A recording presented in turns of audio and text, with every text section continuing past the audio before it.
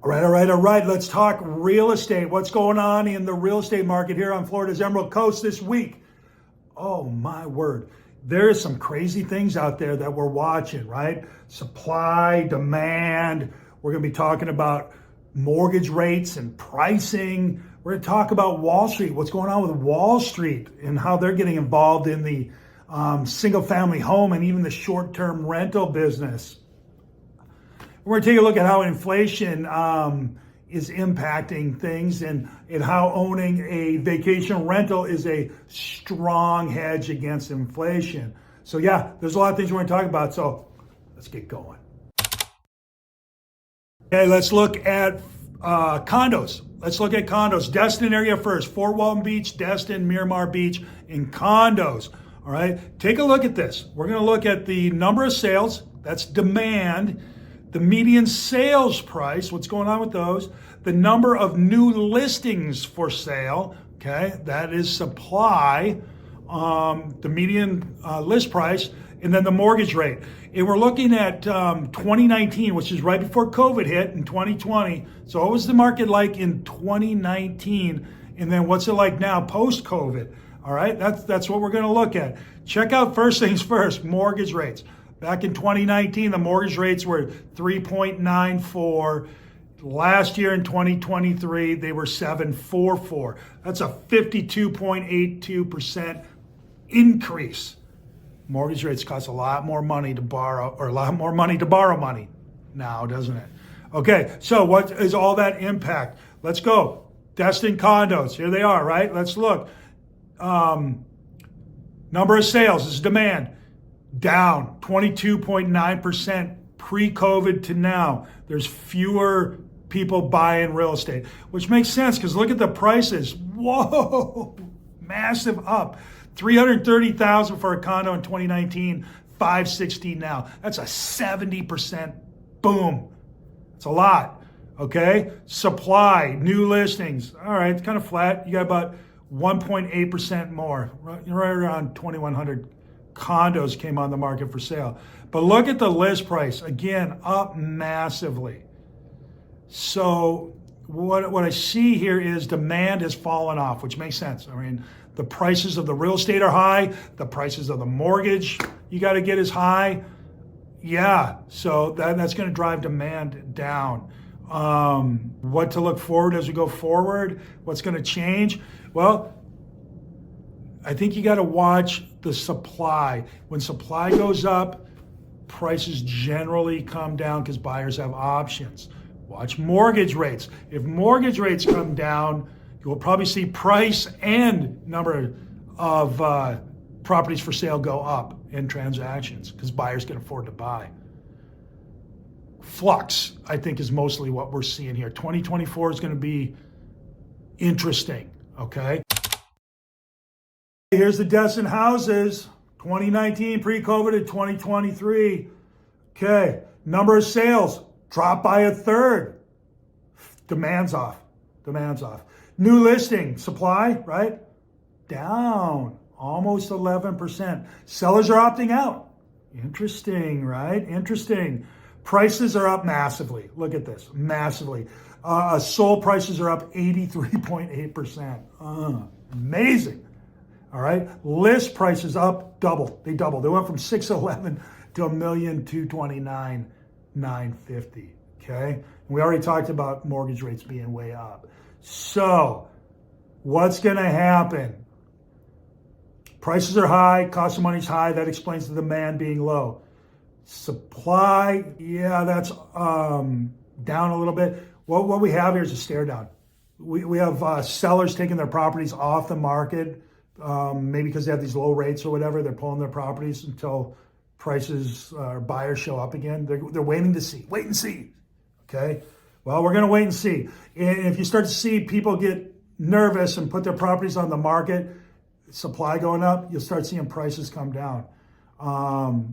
We're in a waiting game, a stare down as to who's going to do what first.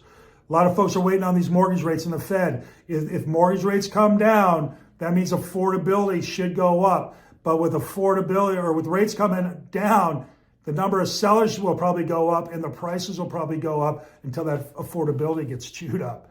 So a lot of sellers are waiting to see what goes on with that.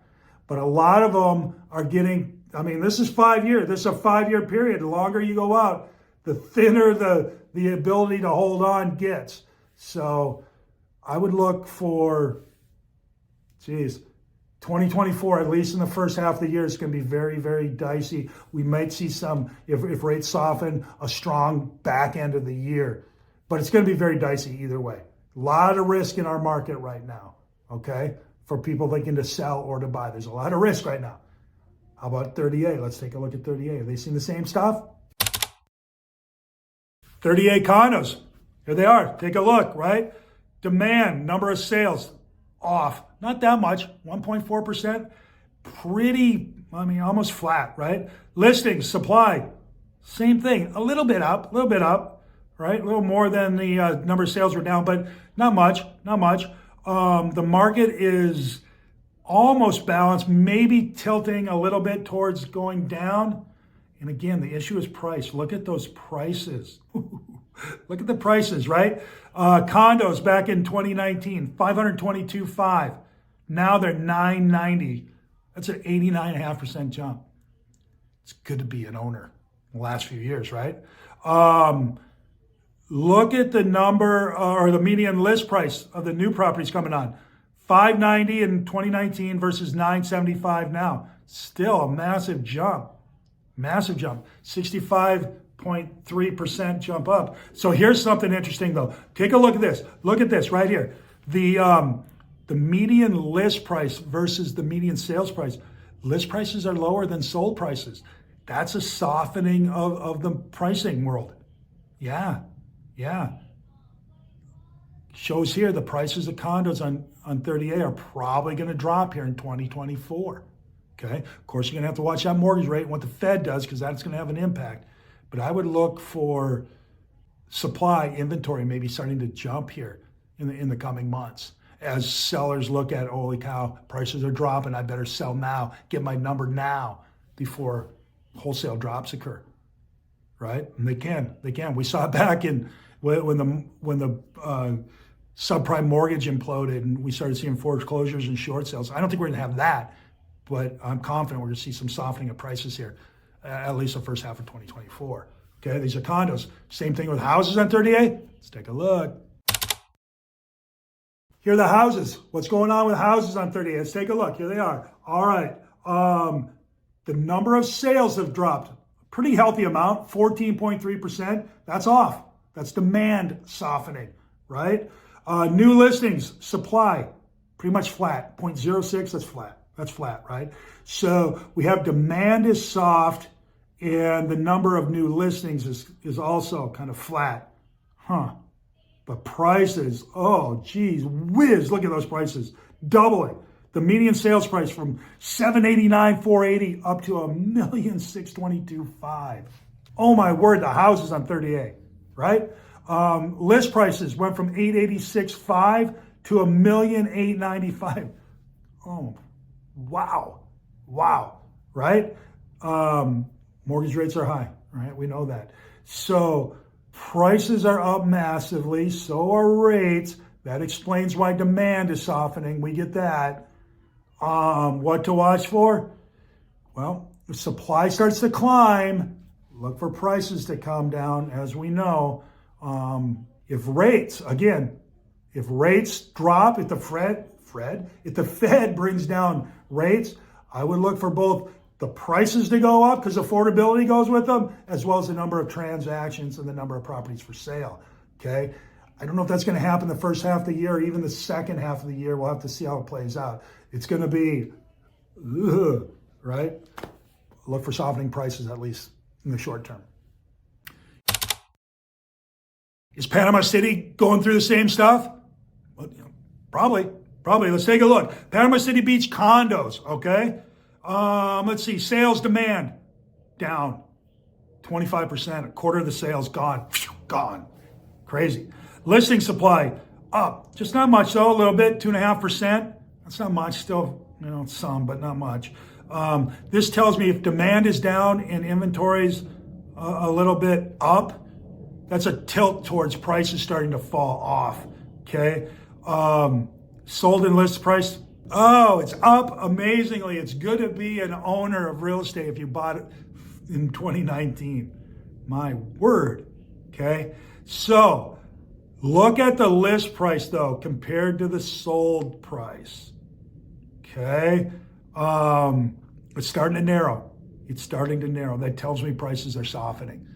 I would look for condo prices in Panama City to start to soften. And again, you got to watch the rates, what the Fed does, because that could change things quickly. We might see if the Fed drops the rates, look for prices, look for sales, and look for inventory, all to jump as affordability comes up. If the Fed doesn't do anything at all, look for a very hard softening of prices, okay? All right, how about houses? Panama City Beach houses, let's take a look here. What's it saying? Number of sales is off a little, okay? 4%, that's some, no doubt, but it's not a killer. Demand is, soft to flat. New listings, supply, up a little bit, okay? Some folks are getting nervous. They're putting their properties on the market, right? Before prices start to drop.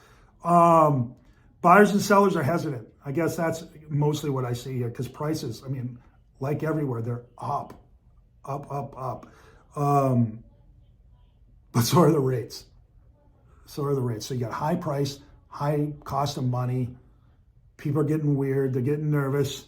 Buyers aren't quite sure if they should back out or jump in. Sellers aren't quite sure if they should back out or jump in. This is going to be what 24 is across our whole Emerald Coast. Going to be some confusion. If you're a short-time player, let's just talk about this. No matter if you're in Destin, 30A, Panama City, if you're a short-time player, run.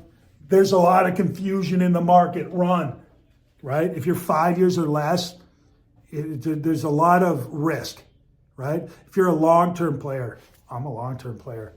If you're a long-term player, cool. I would buy. I'm looking for properties to buy right now if I can make the numbers work. I'm a buy. Because I'm the guy who I wish I would have bought 5 years ago. Wish I would have bought 10 years ago. I wish I would have bought 30 years ago. All right?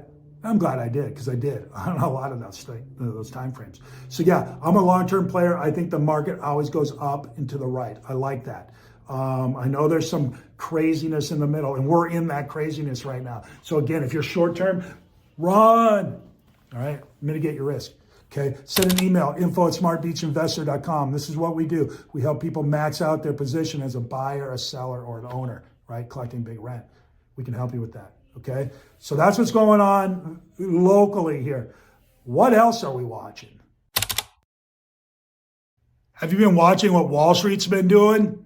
Really, they've been doing it since the financial collapse in 2008. You had a bunch of big money companies come in and buy up a lot of foreclosures on 40, 50 cents on the dollar type of stuff back then. They started to figure out that single family homes, there's not enough of them. A lot of people want them, and they can make a lot of money on that. So we've seen Wall Street get into the single family home business. You're hearing about this across the board.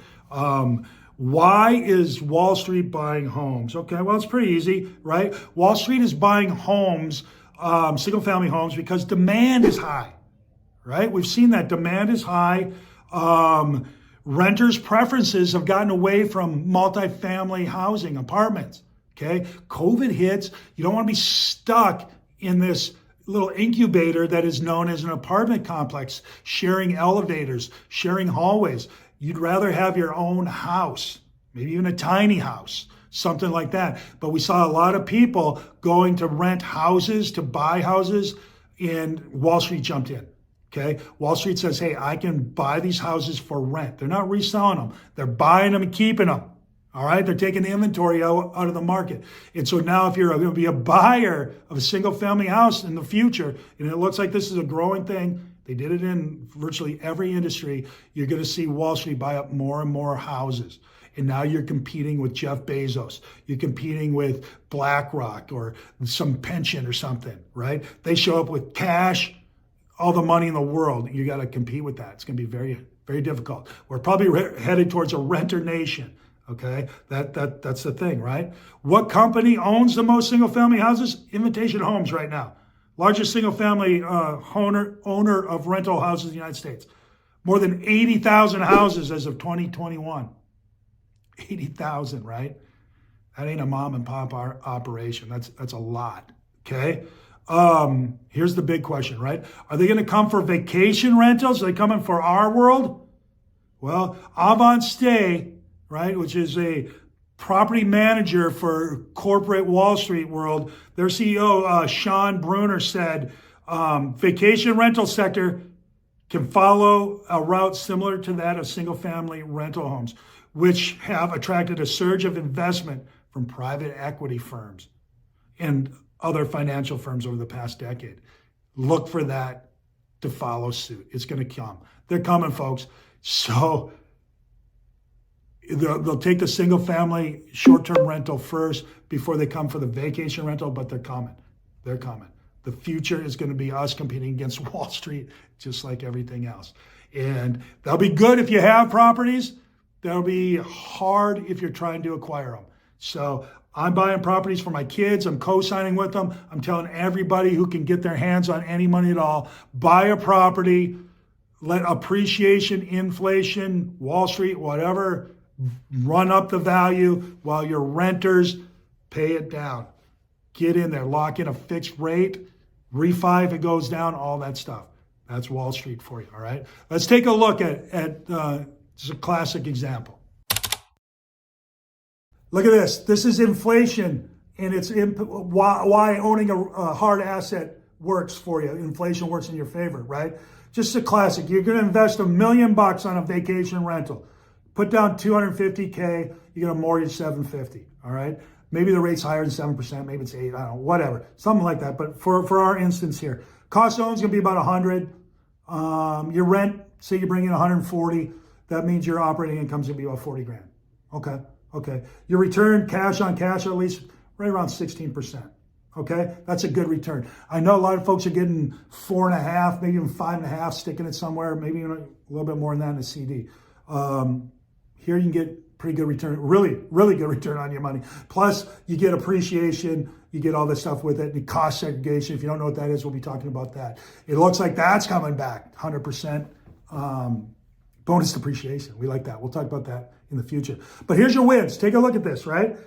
Inflation, it moves with, or your rent moves with inflation. So when your costs and everything go up, all this insurance and all these costs go up, so does your rent.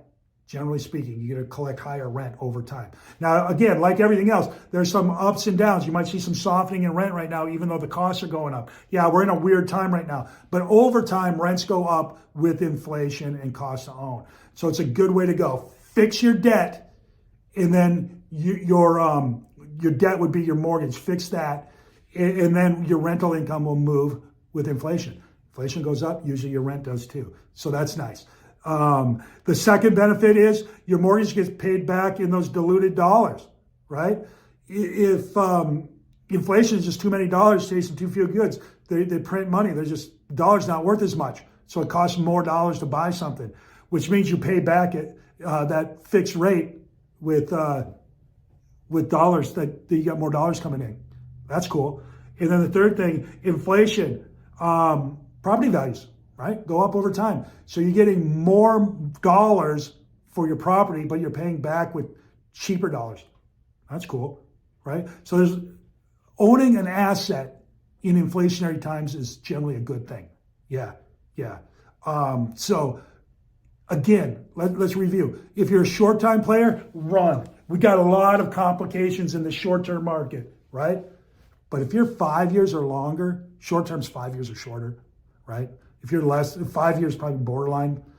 Longer than that, yeah, this is cool, right? Do that, buy. I would start with Wall Street and all these things, buy. I would get anything to get my hands on. If in a world of haves and have-nots, be a have, okay? So yeah, that's what's going on in our market right now, okay? What we do, what my group does at the Beach team on the real estate side, Smart Beach Investor on the investment side, we help people like you max out your position. as a buyer, a seller, or an owner. We want you to get max rent, a max sale, or a max buy. Whatever it is you're doing, that's what we do. Send an email, info@smartbeachinvestor.com. We'll help you out. We watch your stuff close. It's what we do. Thanks for tuning in this week. We'll see you next week.